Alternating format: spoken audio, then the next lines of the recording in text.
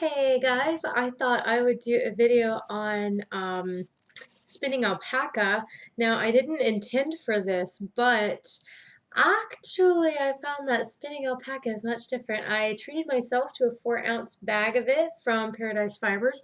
Of course, after the holiday season and everything, the only color they had left was brown, and they were completely out of cotton. I was going to treat myself to cotton because I have a charka. You don't know what a charka is, maybe one day I'll get some cotton and I'll show you guys. I do have hemp though. Maybe I'll show you guys with hemp. That's for way down the line. But it came in, regular roving. But like I have to say, this stuff is like, it's very wispy when you're trying to spin it. I had the yarn actually break.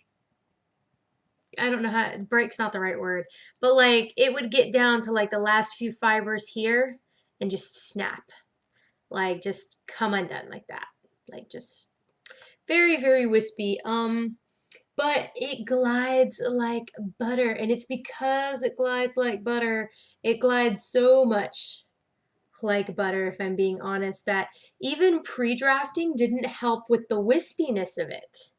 Like it is very, very wispy. So I decided to brush it into rolags. Anytime I have a fiber that is giving me some trouble, I'll pop it on the blending board. Why not? And make rolags with it. Now the rolags come out a bit hairy. I don't know if you can really see all the different fibers coming off of this.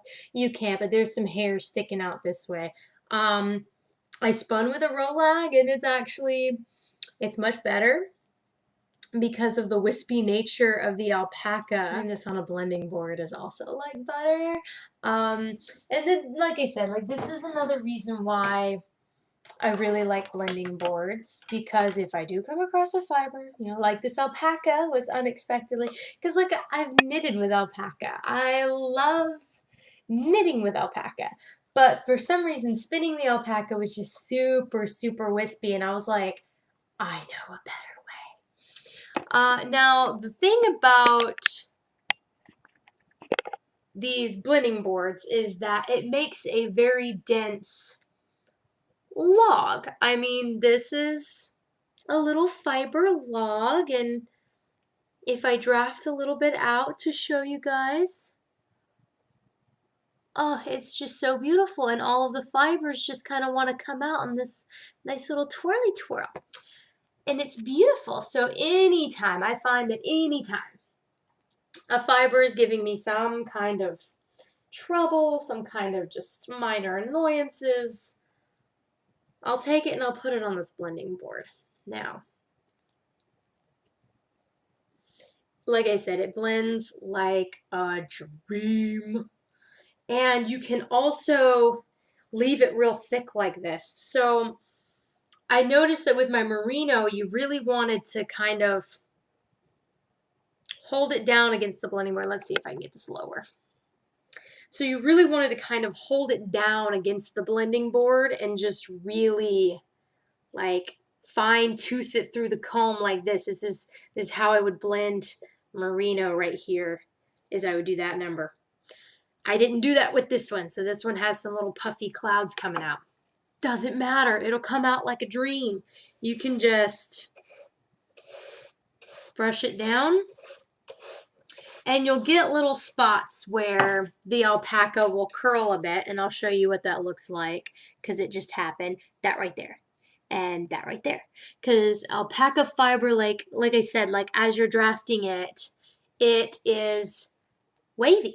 Look at that. It's like a beautiful brunette walks out in front of you with their long hair and they're like walking. Beautiful, right? So I'm going to show you how well this drafts out once I've got the board full. I don't think anyone wants to watch me fill this board completely full of alpaca. So we'll come back whenever I'm starting to do the rolls. Okay guys, so true to my word, I overpacked this a little bit. And we're just gonna take this, double it over our dowels, and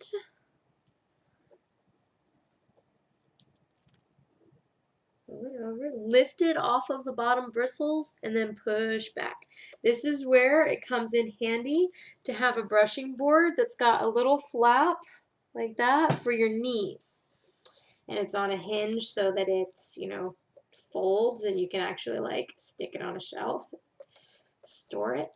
But yeah, like this is just gliding, and look, it's just because I overpacked it. I've done about, oh gosh, I didn't count. I've done quite a few rotation on my dowels, and we're only that way much off the board, and we have a full rolag. Now you can see how hairy this rolag is. Let me give it a few twirls.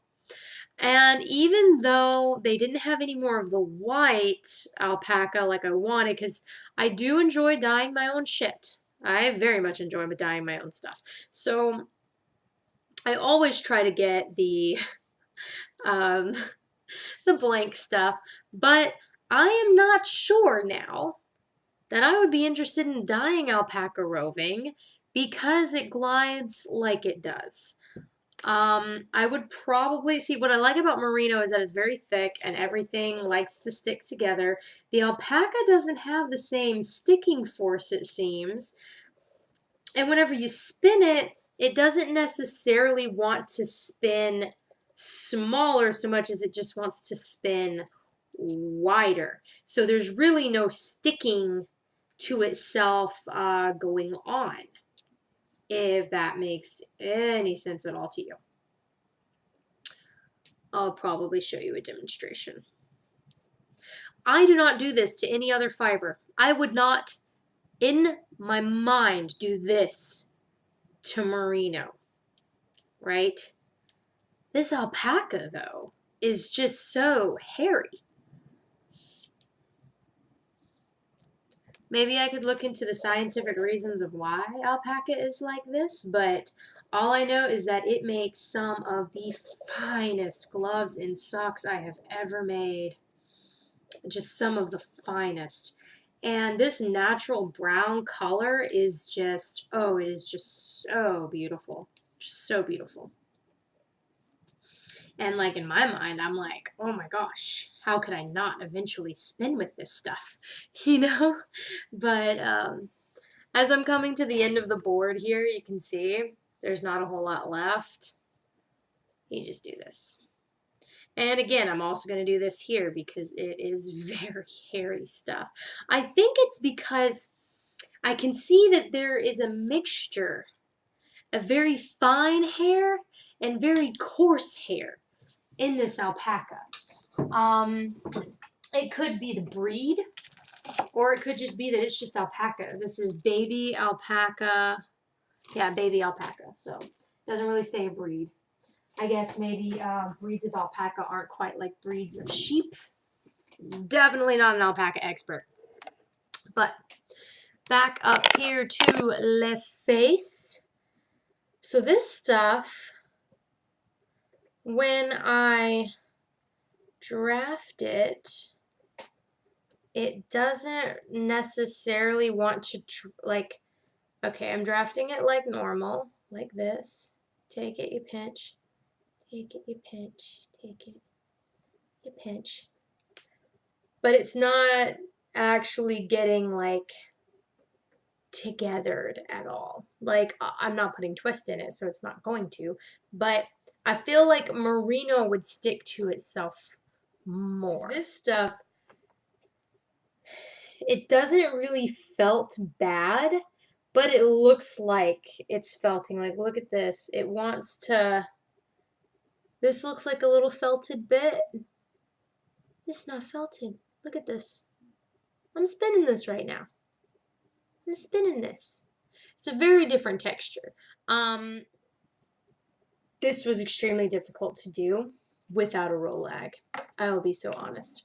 And I was kind of a little bit disappointed, but luckily I was crazy enough to invest in a blending board and to kind of go the extra mile to do that. So now whenever I run into trouble fibers, I just rolag it. So, but yeah, I can definitely see this. If I were not to rolag it right now, if I were to put it in this and just be tearing pieces off at a time, I can see this becoming a huge mess. I totally can. And like I said, it doesn't have that stick togetheriness. So like I've noticed that, like, I mean, particularly like on my body, I've got quite a bit of alpaca on me. I'm wearing maybe half a gram of alpaca right now.